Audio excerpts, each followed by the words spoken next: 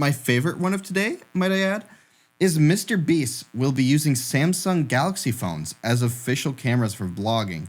Now, I should clarify this isn't like he's only going to be using those cameras. There is going to be other cameras he uses, but Samsung and Mr. Beast have officially partnered up to promote the company's lineup of Galaxy devices, basically meaning Samsung was willing to fork over the money for this to actually occur. But going forward, the YouTube channel will use Galaxy devices for certain vlog-style shots where cameras aren't convenient. So that would make me think, instead of giving people GoPros when they're doing like hide and seek or whatever in like these giant stadiums, or they're touring these ships and they give everyone their own camera to kind of run around with, they'll be giving people Galaxy phones, which is interesting to see that Samsung is the company to step up and do this. I guess not like, it's not that out of the ordinary, I wouldn't say. Like, out of all the companies to do it, like Samsung, yeah, would probably be up there.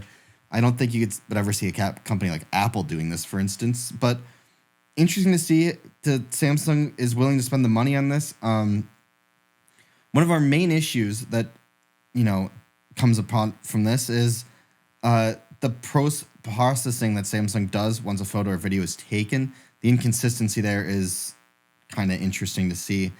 It'll be interesting to see what these actually look like when these are in use with Mr. Beast and stuff. So even still, the vlog portion of the video is not all the videos, so there will be other things used.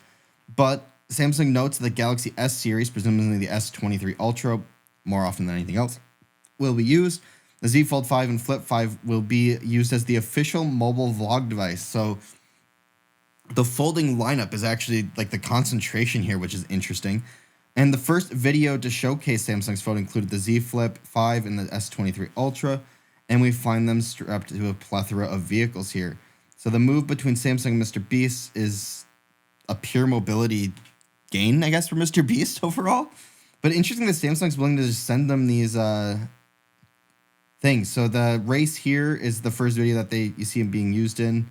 As you can see, they're obviously not using just phones for all of this, but they are using phones for some of it. As you can see, hooked up on the drone there, they had a phone. And it's very interesting to see a phone company.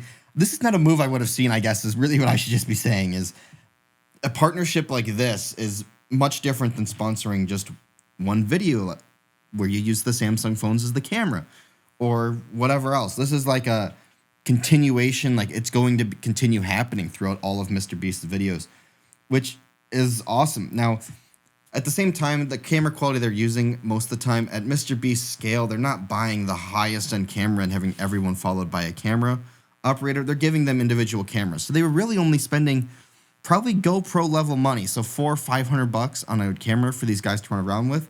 Now they're basically giving them $1,000 phones, which is interesting to see here.